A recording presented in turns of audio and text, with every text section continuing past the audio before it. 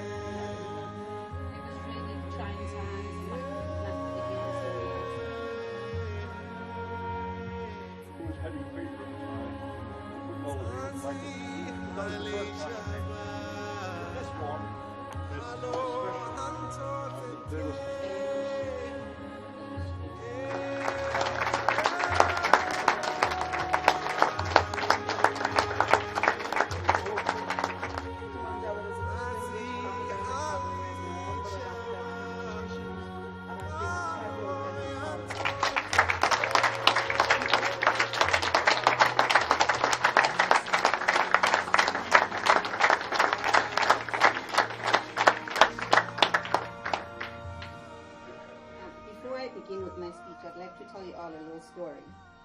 My grandfather's first wife was my grandmother and my hero, Evelyn.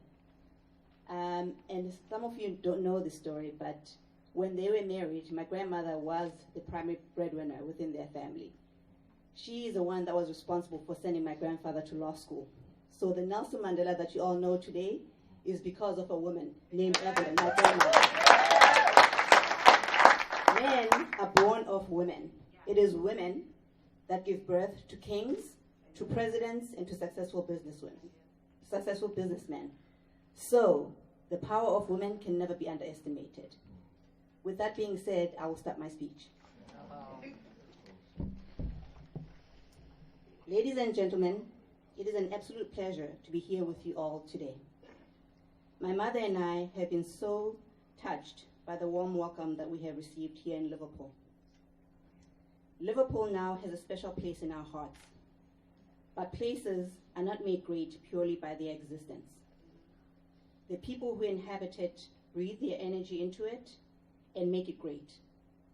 So I encourage you to continue to breathe the amazing energy that you have into this beautiful place and make it even greater. My mother and I have listened to all of your stories of sacrifice and bravery, and I want to tell you that your sacrifices were not in vain. The South Africa that we now live in is a direct result of your courageous acts. My grandfather always said that the struggle for liberation in South Africa was a great effort of many people around the world. He acknowledged that apartheid could not have been defeated without the support of people like yourselves. So we want to thank you from the bottom of our hearts. You have served as torchbearers of the light, paving the way for the next generation of torchbearers like myself. But our struggle is not over. It continues, because we now face even greater challenges which seek to take us back to the days of darkness. We cannot allow our light to fade. My grandfather acknowledged after he was inaugurated that once he had reached the mountaintop, the struggle continued. So the struggle continues, and we cannot be tired. Thank you.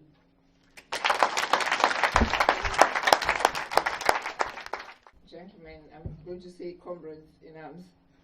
I think my daughter has said it all, but I think it's very moving to come here, to interact with the community. We started this yesterday, and thank you, Sonia. It has been really, really enlightening. And all I can say, I don't know who said it, it's important to document our stories. The stories that you told, the struggles, and how you created innovation, the legal, because we are not good, I would say, as black people in documenting our stories. And, you know, at some point in South Africa, there was a, what do you call the social media thing? WhatsApp that was going around. They said, because we black people don't read, we are not American, we don't have knowledge. It said, it's fine, we've given them the political freedom, but they will not succeed because we've hidden everything in books. And so because they don't read, they will not gain the knowledge of how to run the country. And so we've got to turn the paradigm around. We've got to be so knowledgeable and so enlightened that when we confront the powers that be, they can sit up and not ignore us. For all of us, whether we are in England, in the US, in South Africa, in the Caribbean, the collaboration that took place in the past must not stop because we think we have reached the mountaintop. We have to continue, but the language we use and the paradigm we use has got to change because those who have in power are always changing their methods and the systems. So if we don't catch up and learn to understand the systems, the infrastructure, the language, we are going to be left behind. We are always going to be dancing in the same circle. We've got to mature. We've got to be actually so, I mean, I don't want to use the word strategic, but we have to be so sophisticated that we are talking and we're ahead of them. We can catch up and be 3 steps ahead of them or 4 steps ahead of them. And I'm saying this because I'm not saying South Africa is far from achieving the dream. Very far. We have huge challenges in South Africa. And the main reason that we have challenges, we don't talk about this openly, is that the multinationals have the competences, have the experience, they have the wealth, they control the wealth. You have a government that has come in from the bush into government, but inexperience, no competency. So we're always running around chasing our tails. And unless that improves, and I think, as I said from yesterday, and this is my really hobby horse, if we do not change the paradigm of talking about poverty alleviation and talk about creating wealth, we will never ever catch up because we'll be going with handbag begging, okay? You'll find that our presidents in all of Africa, in the third world, go to the West to beg.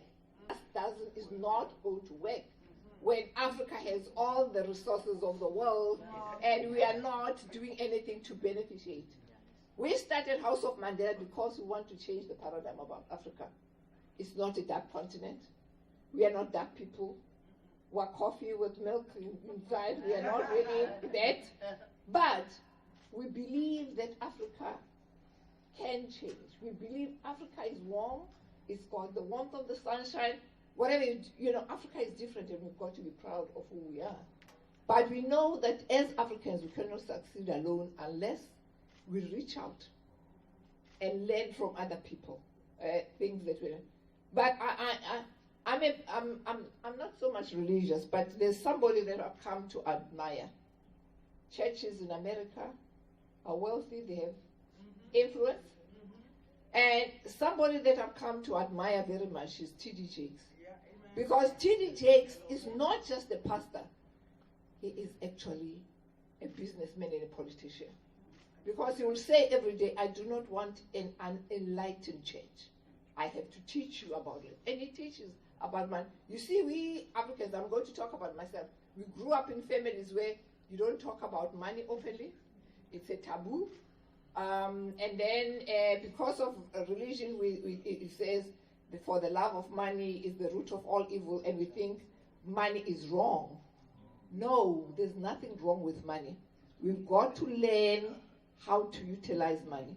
When Jewish children are born, you know what they do? The first thing is to put a penny in their socks, and they talk openly about money. And we've got to start those conversations at an early age to talk to our children about the preservation of wealth, how we create this wealth and preserve it. Because to me, that is the answer, and that's what I want to say. But I want to say to every woman who's here, kudos, and have the courage, go forward, be determined.